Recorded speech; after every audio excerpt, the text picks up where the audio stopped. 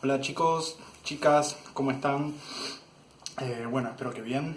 Les doy la bienvenida a la segunda parte del año de la materia filosofía. Bueno, espero que hayan descansado en las vacaciones. Y mi intención para esta segunda parte del año es, bueno, hacerles un poco más llevadero o más llevadera la lectura de los textos que les estoy enviando.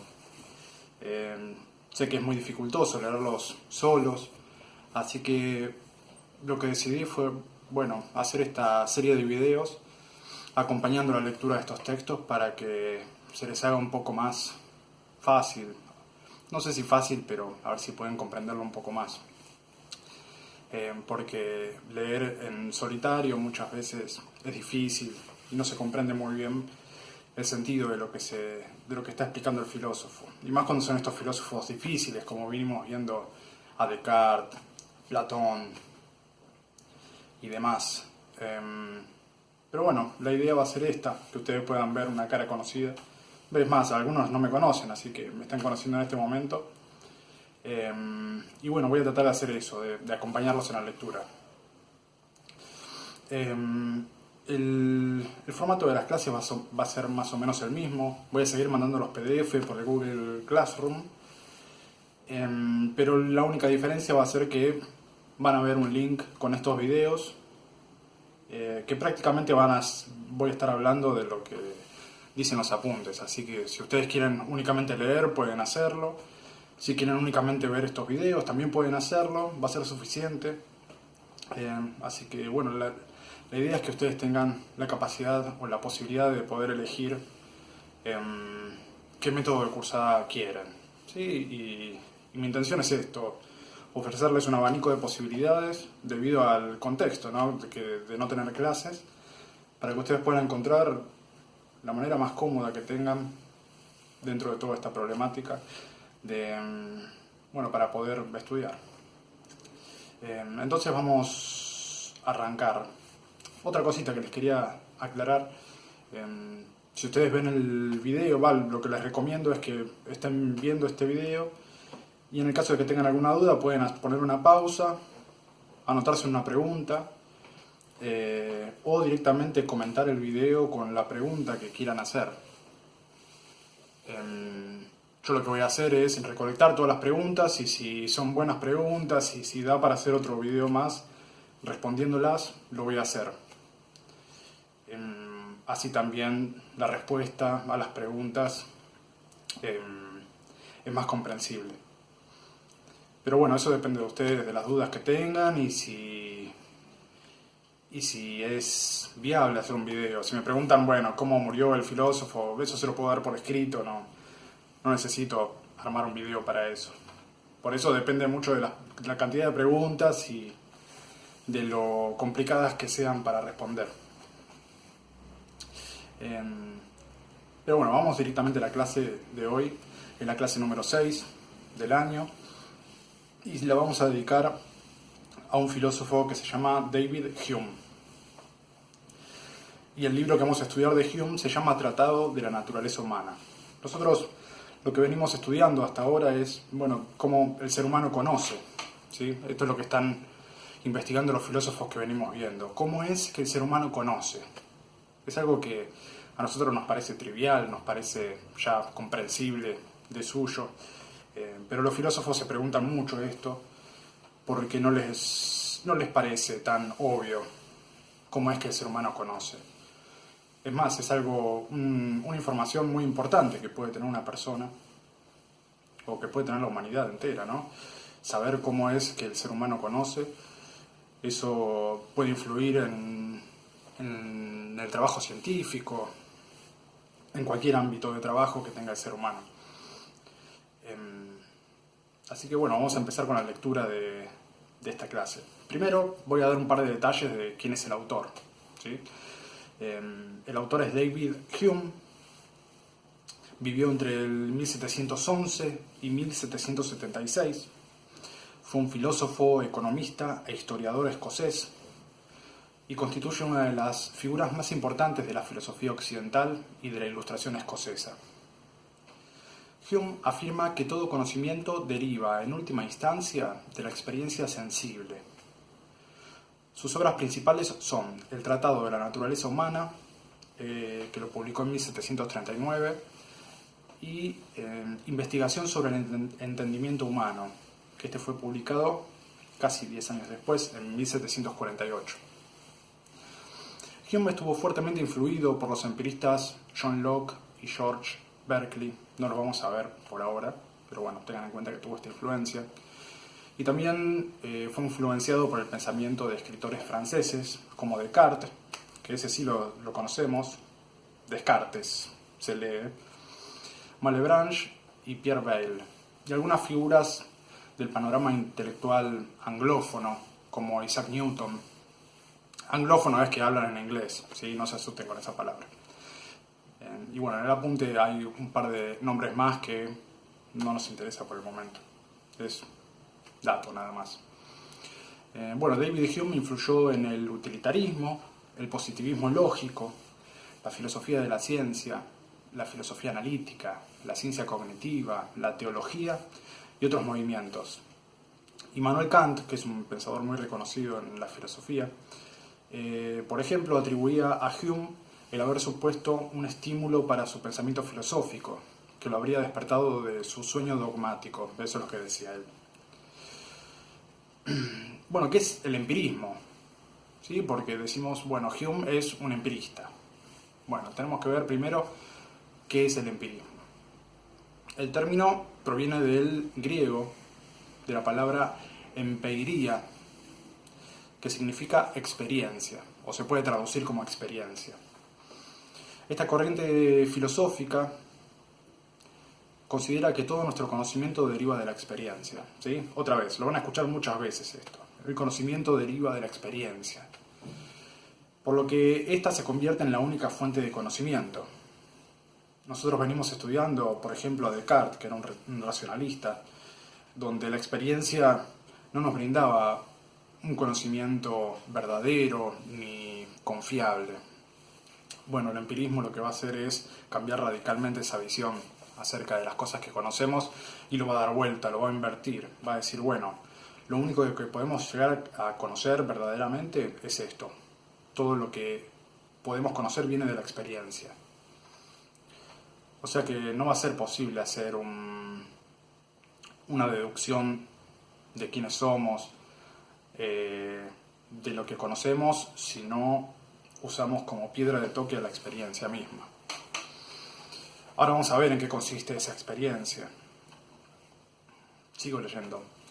Aunque el recurso a la experiencia ya se produce en determinados contextos en la filosofía antigua, se entiende por empirismo más habitualmente a la corriente filosófica que se desarrolla a partir del siglo XVI en Gran Bretaña, cuyos representantes más destacados fueron Locke, Berkeley y Hume, y que defiende que el conocimiento se funda en la experiencia, de la que proceden, y en última instancia derivan todos ellos, por lo que no existen conocimientos o ideas innatas de las que pueda derivarse ningún conocimiento. En este sentido se opone el racionalismo, que hace de la razón la fuente de nuestros conocimientos.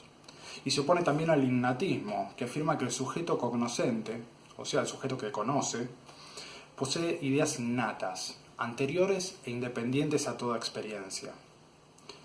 Esto también lo decía Descartes, ¿no? Que teníamos una idea, que era la idea de Dios, que no lo podíamos derivar de la experiencia, era una idea que ya nacía con nosotros. Y estas ideas actúan como principios de los que derivan deductivamente los conocimientos. Eso es lo que hizo Descartes, ¿no? Primero se conoció a sí mismo con el yo soy, yo existo, después conoció a Dios, y todo eso sin hablar de la experiencia en lo más mínimo. Cuando hablamos de experiencia estamos hablando de la experiencia sensible, ¿sí? Más que nada, de lo que sentimos cuando vemos las cosas. La experiencia sensible es la experiencia que tengo al ver el rojo de una manzana, ¿sí? Ese es el conocimiento sensible para el empirista. Es el dato del color que ingresa por mis ojos y es retenido por mi intelecto. O sea, ¿qué es el conocimiento sensible? Es el conocimiento que se recibe por medio de los sentidos. Ya lo veníamos viendo esto con Platón, ya estamos preparados para conocer este tipo de lenguaje. Ahora vamos a hablar de la obra que vamos a estudiar, la obra de Hume, que se llama Tratado de la Naturaleza Humana. Es considerado por muchos como la obra más importante de Hume y una de las obras más influyentes en la historia de la filosofía. Fue la primera obra de Hume y pese a carecer de lectores en su primera edición, fue también la más importante. En su autobiografía dice del libro que nació muerto desde la imprenta y para intentar mover la curiosidad del público, incluso publicó anónimamente un resumen del texto, sin demasiado éxito. De hecho, Hume a lo largo de su vida solo logró reconocimiento público como historiador y como político liberal. Sus tesis, consideradas ateas, le impidieron ser profesor en la universidad y solo logró con dificultades un puesto como bibliotecario. Años después, con la publicación de la investigación sobre el entendimiento humano, las tesis escépticas de la obra fueron mejor aceptadas por el público. El proyecto de Hume fue el de constituir una ciencia de la naturaleza humana, tomando como modelo las ciencias de la naturaleza, y particularmente la física de Newton, para mostrar que el determinismo que se aplica a los fenómenos y a las leyes de la naturaleza permite también dar cuenta de las operaciones de la mente y prescindir de términos confusos como sustancia o causa, cuyo uso en vez de facilitar el conocimiento lo dificulta. El subtítulo del libro, que es Ensayo para introducir el método experimental de razonamiento en los temas morales, así de largo es, precisa el alcance que el autor pretendió dar a su obra.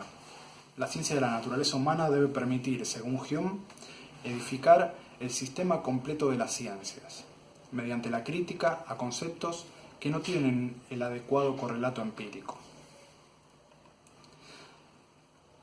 ¿Qué quiere decir esto? Bueno, como todo el conocimiento se funda en la experiencia, los datos que se sacan de la experiencia se dice que son empíricos, ¿sí? Ya vimos que esta palabra quiere decir experiencia. O sea, todo el conocimiento que no se basa en la experiencia va a ser pura habladuría. Entonces lo que busca él es tomar las ciencias y ponerle este parámetro de decisión. Los términos que no puedan deducirse de la experiencia, bueno, no van a existir.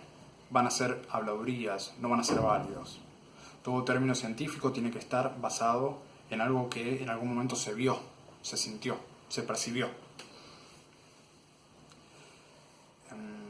Bueno, ahora vamos a entrar directamente en la obra. Vamos a comenzar por la introducción, que tiene un par de aclaraciones interesantes. Primero, así comienza hablando Hume. Dice: principios admitidos a la ligera, consecuencias mal deducidas de estos principios, falta de coherencia en las partes y evidencia en el todo. He aquí lo que se encuentra por todas partes en los sistemas de los más eminentes filósofos, y lo que parece haber sido causa de disfavor hacia la misma filosofía.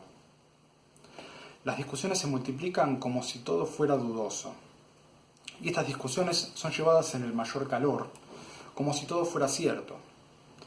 En medio de toda esta confusión, no es la razón la que se lleva el premio, sino la elocuencia. Y nadie debe desesperar jamás de ganar prosélitos para la más extravagante hipótesis, si posee bastante arte para presentarla con colores favorables. De ahí proviene, creo yo, ese prejuicio común contra los razonamientos metafísicos de todas clases.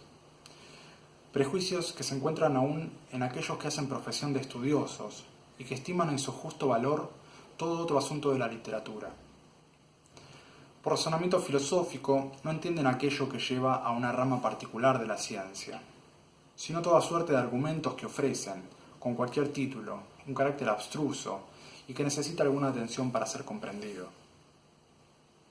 Esta crítica se dirige a las filosofías anteriores. Sospecho que el racionalismo de Descartes también se encuentra dentro de estas metafísicas, que introducen términos confusos y que no tienen relación con ninguna sensación. Como notaremos a lo largo de la obra, Hume invierte los valores del conocimiento humano.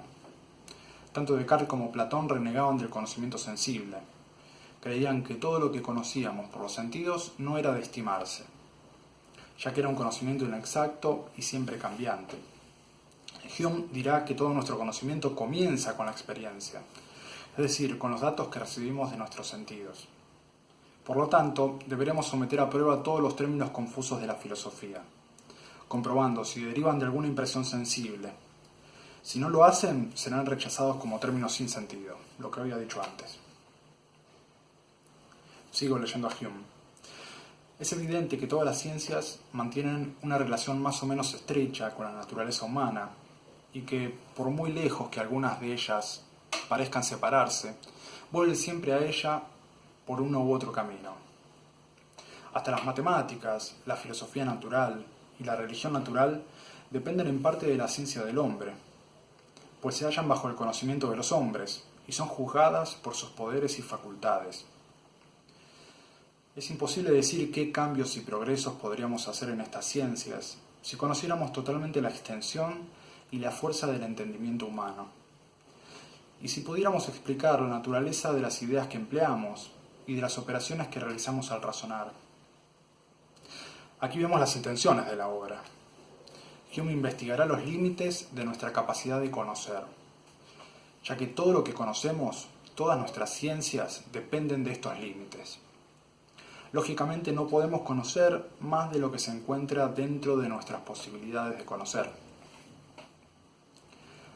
Así pues, si las ciencias matemáticas, la filosofía natural y la religión natural dependen de tal modo del conocimiento del hombre, ¿qué no puede esperarse en otras ciencias cuya conexión con la naturaleza humana es más estrecha e íntima? El único fin de la lógica es explicar los principios y operaciones de nuestra facultad de razonamiento y la naturaleza de nuestras ideas. La moral y la estética consideran nuestros gustos y sentimientos, y la política estudia a los hombres unidos en sociedad y dependientes los unos de los otros. En estas cuatro ciencias de la lógica, moral, estética y política se comprende casi todo lo que nos puede importar de algún modo conocer o que puede tender al progreso o adorno del espíritu humano. Aquí, pues, el único expediente en cuyo éxito podemos confiar en nuestras investigaciones filosóficas es abandonar el aburrido y lánguido método que hemos seguido hasta ahora. Y en lugar de tomar de vez en cuando un castillo o una aldea en la frontera, marchar directamente hacia la capital o centro de esas ciencias, hacia sus fundamentos, hacia la naturaleza humana misma. Ese es el fundamento de las ciencias, la naturaleza humana. Una vez dueños de ella, podemos esperar en todas partes una fácil victoria. Del mismo modo que la ciencia del hombre es el único fundamento sólido para la fundamentación de las otras ciencias, la única fundamentación sólida que podemos dar a esta ciencia misma debe basarse en la experiencia y en la observación. Clave. Nuevamente, el fundamento de todas las ciencias debe basarse en la experiencia y en la observación, nuestro conocimiento inmediato de las cosas. Cabe aclarar que para Hume pertenecen a la experiencia tanto las impresiones sensibles que se producen en nosotros, como viniendo de las cosas exteriores, como lo blanco de un papel, como aquella experiencia que tenemos de lo que sucede en nuestro interior, es decir, de nuestros pensamientos, sentimientos e ideas. Esas cosas también las percibimos. Yo percibo lo que estoy pensando, lo que estoy sintiendo y las ideas que tengo en mi cabeza. Más percibo un discurso interno. Eso también lo llama percepción, eso también es experiencia para Hume. Así que también va a ser objeto de su estudio, aquello que pasa por dentro nuestro. Me parece evidente que la esencia del espíritu, siendo tan desconocida para nosotros como la de los cuerpos externos, debe ser igualmente imposible formarnos una noción de sus fuerzas y cualidades, más que por experimentos cuidadosos y exactos y por la observación de los efectos particulares que resultan de sus diferentes circunstancias y situaciones. Ya que la causa de estas sensaciones son imposibles de determinar para nosotros, trabajaremos sobre sus efectos. ¿Cuáles son estos efectos? Impresiones e ideas. Ahora vamos a ver qué es lo que son. De los cuales tenemos un conocimiento bastante claro. Mas, si esta imposibilidad de explicar los últimos principios debe ser estimada como un defecto de la ciencia del hombre, me atrevería a afirmar que es un defecto común a todas las ciencias y a todas las artes a las que podemos dedicarnos, ya sean cultivadas en las escuelas de los filósofos, ya las que se practican en las oficinas de los más humildes artesanos. Ninguno de ellos puede ir más allá de la experiencia o establecer principios que no se basen sobre esta autoridad. Bueno, así termina la introducción. Ahora vamos a pasar al libro primero, ¿sí? Al comienzo del libro. Bueno, el libro primero se llama Del entendimiento. Y vamos a comenzar por la parte primera, que se llama De las ideas, su origen, composición y abstracción. De esta parte primera vamos a comenzar por la sección primera, ¿sí? Que se llama Del origen de nuestras ideas. Todas las percepciones de la mente humana se reducen a dos géneros distintos que yo llamo impresiones e ideas. La diferencia entre ellos consiste en los grados de fuerza y vivacidad con que se presentan a nuestro espíritu y se abren camino a nuestro pensamiento y conciencia. A las percepciones que penetran con más fuerza y violencia las llamamos impresiones y comprendemos bajo este nombre todas nuestras sensaciones, pasiones y emociones, tal como hacen su primera aparición en el alma. Por ideas, entiendo las imágenes débiles de estas en el pensamiento y razonamiento, como por ejemplo lo son todas las sensaciones despertadas por el presente discurso, exceptuando solamente las que surgen de la vista y tacto, y exceptuando el placer o dolor inmediato que pueden ocasionar. Creo que no será preciso emplear muchas palabras para explicar esta distinción. Cada uno por sí mismo podrá percibir fácilmente la diferencia entre sentir y pensar. Aquí Hume nos muestra una de sus afirmaciones más importantes. Si nosotros miramos dentro de nuestra mente, ¿qué es lo que encontramos?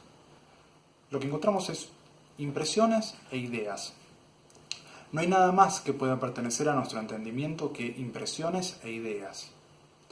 Y también afirma que las impresiones, aquello que nos llega por los sentidos, como lo rojo de la manzana, son más fuertes y vivaces que las ideas, que son el recuerdo de ese rojo que permanece en nuestra mente, ¿sí?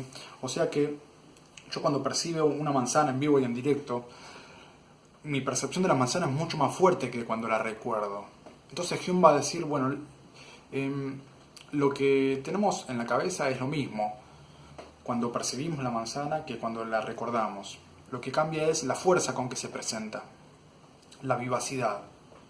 Así nosotros podemos reconocer que estamos viendo algo o que lo estamos pensando.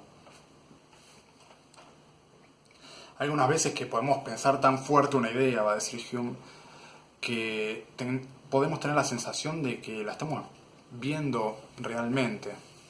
Eso ocurre en algunos desórdenes psicológicos, como la esquizofrenia, supongamos.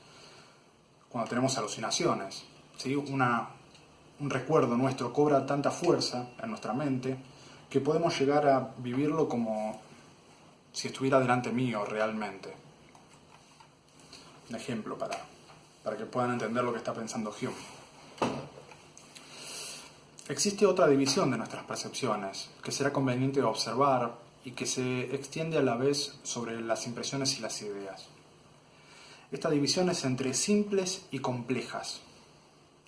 Las percepciones o las impresiones e ideas simples son las que no admiten distinción ni separación. Las complejas son lo contrario que estas y pueden ser divididas en partes.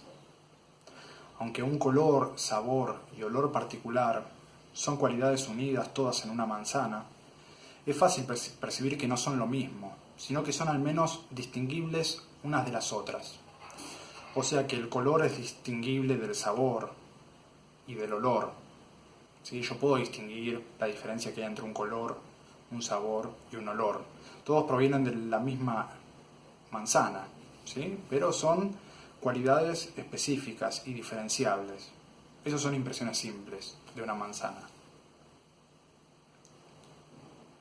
Después nosotros las unimos todas esas impresiones simples y la transformamos en una unidad compleja, ¿sí? Que sería la sustancia manzana. Sigo leyendo, se va a comprender un poco mejor más adelante. Ahora lo que está haciendo es dividir el asunto y ordenando términos. Esa es la intención de Hume. Está organizando el panorama como para poder empezar a investigar. Habiendo dado por estas divisiones orden y buena disposición a nuestros objetos, podemos aplicarnos a considerar ahora con más precisión sus cualidades y relaciones. La primera circunstancia que atrae mi atención es la gran semejanza entre nuestras impresiones e ideas, en todo otro respecto que no sea su grado de fuerza y vivacidad. Las unas parecen ser en cierto modo el reflejo de las otras, así que todas las percepciones del espíritu humano son dobles, y aparecen a la vez como impresiones e ideas. Cuando cierro mis ojos y pienso en mi cuarto, las ideas que yo formo son representaciones exactas de impresiones que yo he sentido. Y no existe ninguna circunstancia en las unas que no se halle en las otras. Las ideas y las impresiones parecen siempre corresponderse las unas a las otras. Esta circunstancia me parece notable y atrae mi atención por un momento. Eso dice Hume. Entonces lo que va a hacer ahora es dedicarse a investigar las relaciones que se establecen entre las ideas. Aquí vemos que la estrategia de Hume es la de hacer coincidir aquellas leyes que encontramos en las ciencias naturales, en la física newtoniana principalmente, con las leyes de nuestro entendimiento. Es decir, si en el mundo encontramos objetos que se relacionan entre sí según determinadas leyes, en el entendimiento humano debería pasar lo mismo. Los objetos de la mente, que son las impresiones y las ideas, como vimos, y su modo de relacionarse entre sí, deben tener leyes cognoscibles que los gobiernan. Así podremos reconocer en las impresiones e ideas simples a los átomos de nuestros pensamientos. Son partículas únicas e indivisibles que se relacionan para formar construcciones más complejas. Sigo leyendo a Hume. Observo que muchas de nuestras ideas complejas no tienen nunca impresiones que les correspondan, y que muchas de nuestras impresiones complejas no son exactamente copiadas por ideas. Puedo imaginarme una ciudad como la Nueva Jerusalén, cuyo pavimento sea de oro y sus muros de rubíes, aunque jamás he visto una ciudad semejante. Yo he visto París, pero afirmaré que puedo formarme una idea tal de esta ciudad que reproduzca perfectamente todas sus calles y casas en sus proporciones justas y reales. Entonces lo pregunta porque ve que cuando se va complejizando la cosa, cuando estamos hablando de ideas y de impresiones complejas, acá no hay un paralelismo tan claro. Se diferencian bastante estas ideas cuando se transforman en complejas. Sigo leyendo. Por consiguiente, veo que, aunque existe en general una gran semejanza entre nuestras impresiones e ideas complejas, no es universalmente cierta la regla de que son copias exactas las unas de las otras. Debemos considerar ahora qué sucede con nuestras percepciones simples. Después del examen más exacto de que soy capaz, me aventuro a afirmar que la regla es válida aquí sin excepción alguna, y que toda idea simple posee una impresión simple que se le asemeja, y toda impresión simple una idea correspondiente.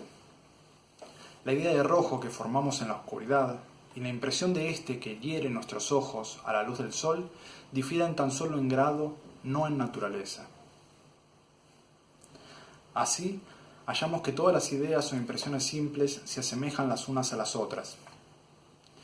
Y como las complejas se forman de ellas, podemos afirmar en general que estas dos especies de percepciones son exactamente correspondientes. Todas nuestras ideas simples, en su primera apariencia, se derivan de impresiones simples, que son correspondientes a ellas y que ellas representan exactamente. Nuevamente, nuestras ideas simples son copias de nuestras impresiones simples, que no sabemos de dónde vienen. Suponemos que de objetos exteriores a nosotros.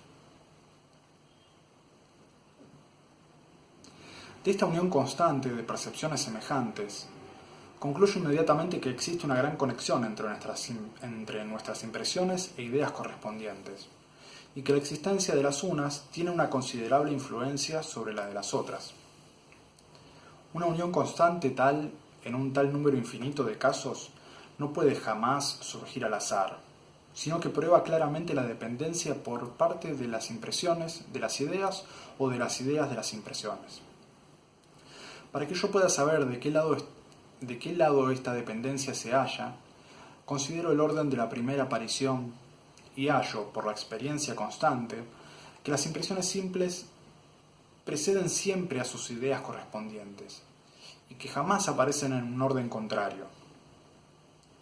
Para dar a un niño la idea de escarlata, o naranja, o de dulce, o amargo, presento los objetos, o en otras palabras, le produzco estas impresiones, pero no procedo tan absurdamente que intente producir las impresiones despertando las ideas.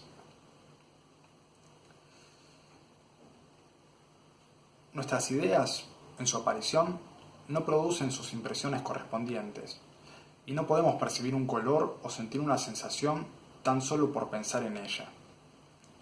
Por otra parte, hallamos que una impresión, ya del alma, ya del cuerpo, va seguida constantemente de una idea que se le asemeja, y es solamente diferente en los grados de fuerza y vivacidad. La prioridad de las impresiones es una prueba igual de que nuestras impresiones son las causas de nuestras ideas, y no nuestras ideas de nuestras impresiones. Sí, todo esto que estamos leyendo se puede resumir en esta última frase. Las impresiones son la causa de nuestras ideas. ¿Sí? Yo recibo una impresión y automáticamente se me genera un recuerdo de ella, una impresión en mi mente, una idea en mi mente a partir de esa impresión. ¿Cómo nos damos cuenta? Bueno, porque una se da antes de la otra, siempre. Entonces aquí lo que hace es establecer el orden de aparición de estos dos objetos del entendimiento.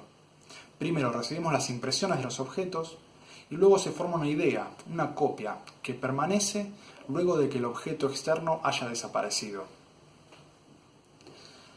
No podemos formarnos una idea precisa del sabor de un plátano, de una banana, sin haberlo probado realmente.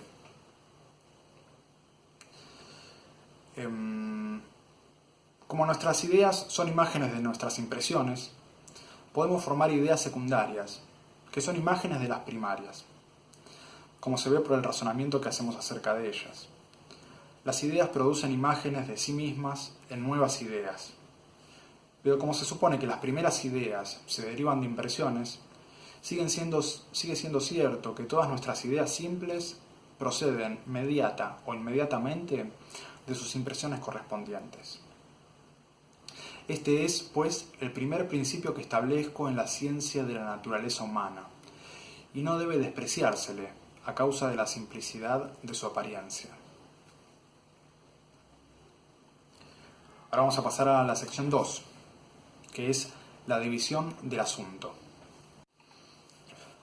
Las impresiones pueden ser divididas en dos géneros, las de sensación y las de reflexión.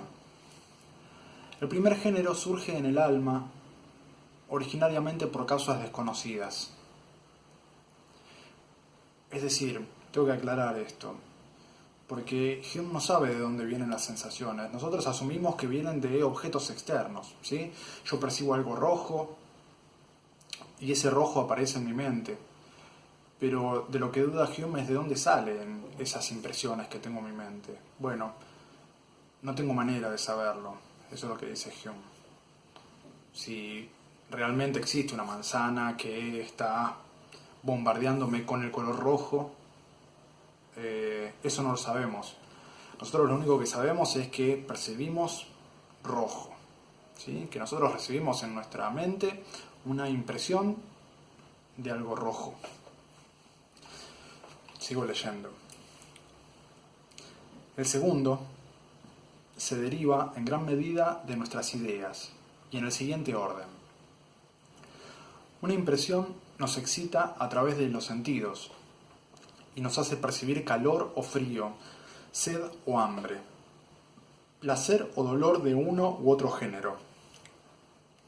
De esta impresión existe una copia tomada por el espíritu, y que permanece después de que la impresión cesa, y a esto lo llamamos idea. La idea de placer o perla produce, cuando vuelve a presentarse en el alma, las nuevas impresiones de deseo y aversión, esperanza y temor, que pueden ser llamadas propiamente impresiones de reflexión, porque derivan de ella. Estas son a su vez copiadas por la memoria e imaginación, y se convierten en ideas que quizá a su vez dan lugar a otras impresiones e ideas. De modo que las impresiones de reflexión no son sólo antecedentes a sus ideas correspondientes, sino también posteriores a las de sensación y derivadas de ella. Lo que está haciendo Hume acá es ordenar el asunto, ordenar los conceptos y ver qué se puede derivar de esto que nosotros sabemos que son las impresiones y las ideas. Entonces hace afirmaciones simples y después empieza a complejizar todo, ¿no? Empieza a decir, bueno, tenemos impresiones, ideas simples, bueno, ¿qué pasa con eso? ¿Cómo se relacionan? Entonces empieza a organizar sus conceptos. Como las impresiones de reflexión, a saber, y acá las enumera, ¿cuáles son las impresiones de reflexión? Pasiones, deseos y emociones, que principalmente exigen nuestra atención, surgen las más veces de ideas.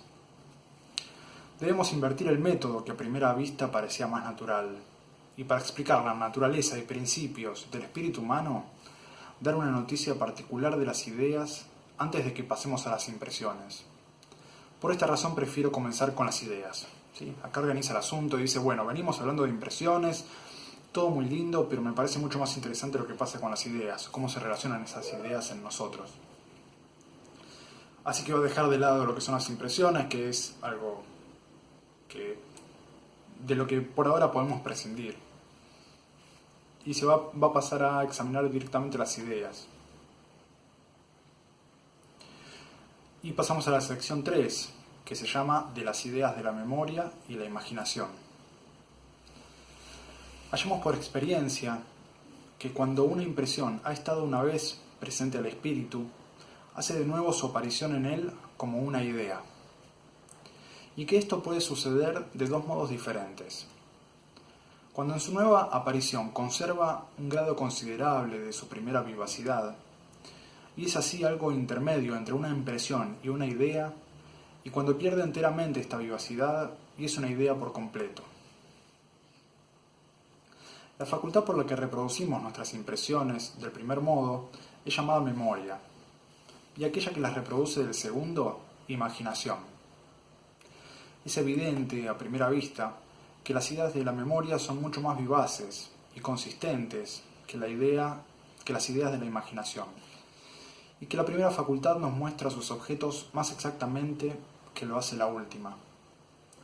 Cuando recordamos un suceso pasado, su idea surge en el espíritu con energía, mientras que en la imaginación la percepción es débil y lánguida, y no puede ser mantenida por el espíritu, sin dificultad invariable y uniforme, durante algún tiempo considerable. O sea, para distinguir una idea de memoria de una idea de la imaginación, también deberemos prestar atención a su fuerza y vivacidad. Las ideas de la memoria son más fuertes y vivaces que las de la imaginación. Pero más adelante encontrará una característica de diferenciación mucho más efectiva. Lo vamos a ver. Hay aún otra diferencia entre estos dos géneros de ideas, y que no es menos evidente, a saber, la imaginación no se halla obligada a seguir el mismo orden y forma de las impresiones originales, mientras que la memoria se halla en cierto modo limitada en este respecto, y no posee el poder de variarlas.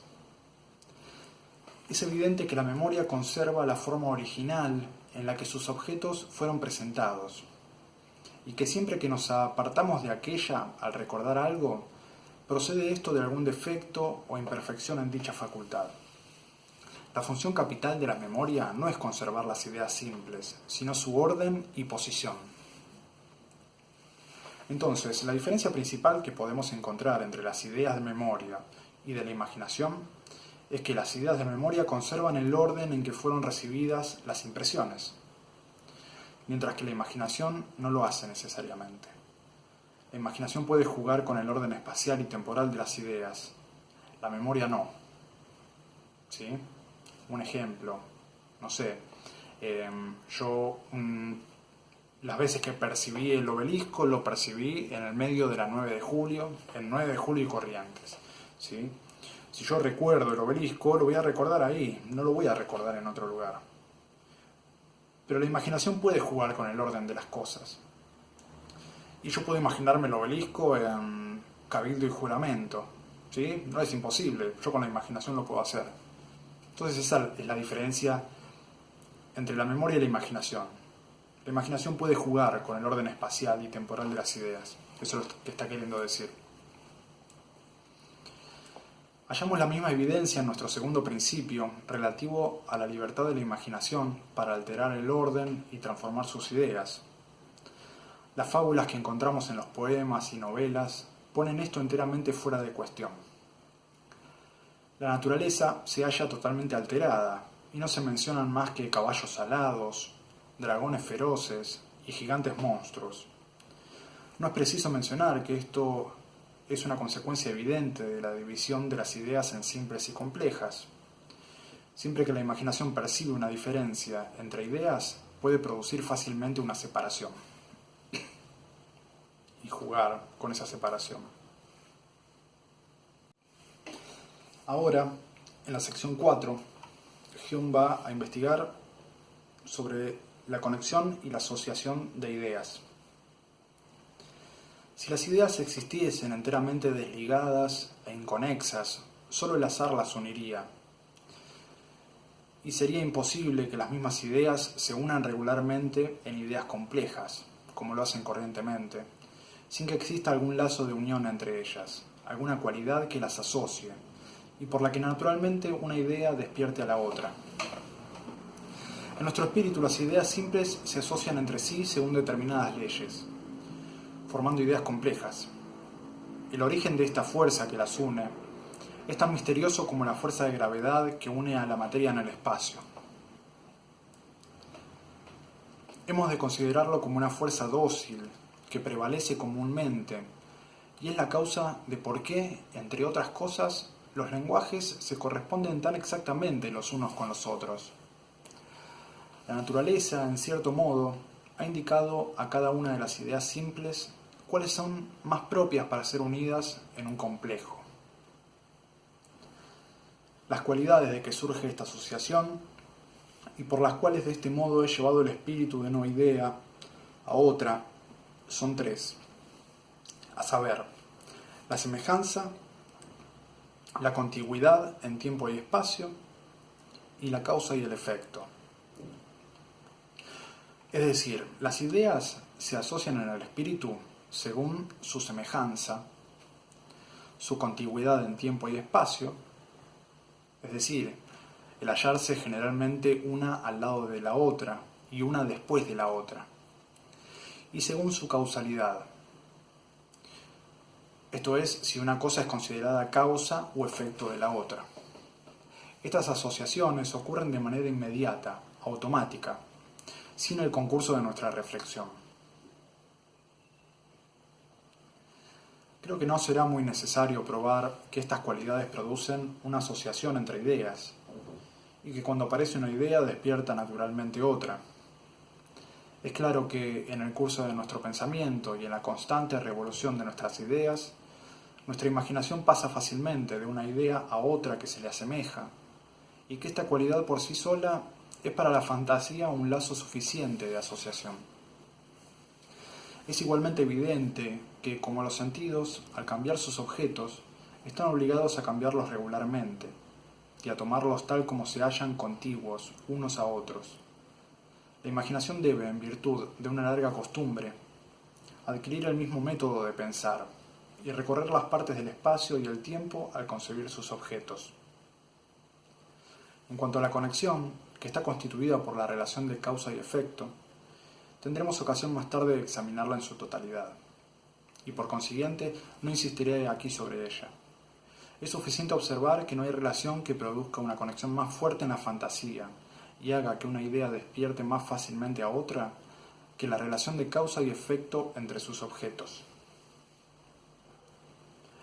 Para darnos cuenta de toda la extensión de estas relaciones, debemos considerar que dos objetos están enlazados entre sí en la imaginación, no solo cuando el uno es inmediatamente semejante, contiguo o causa del otro, sino también cuando se interpone entre ellos un tercer objeto, que tiene con los dos alguna de estas relaciones. De las tres relaciones arriba mencionadas, la más extensa es la de causalidad. Dos objetos pueden ser considerados como puestos en esta relación, tanto cuando el uno es causa de alguna de las acciones o movimientos del otro, como cuando el primero es la causa de la existencia del último. Existe aquí un género de atracción que, como se verá, posee en el mundo mental efectos tan extraordinarios como en el natural, y que se revela en formas tan numerosas como varias. Sus efectos son en todas partes notables, pero en cuanto a sus causas, son las más de las veces desconocidas y deben reducirse a las cualidades originales de la naturaleza humana, que yo no pretendo explicar. Entre los efectos de esta unión o asociación de ideas, no existe ninguno tan notable como las ideas complejas, que son los objetos comunes de nuestros pensamientos y razonamientos, y que surgen generalmente de algún principio de unión entre nuestras ideas simples. Estas ideas complejas pueden dividirse en relaciones, modos y substancias, que ahora vamos a ver detenidamente una a una.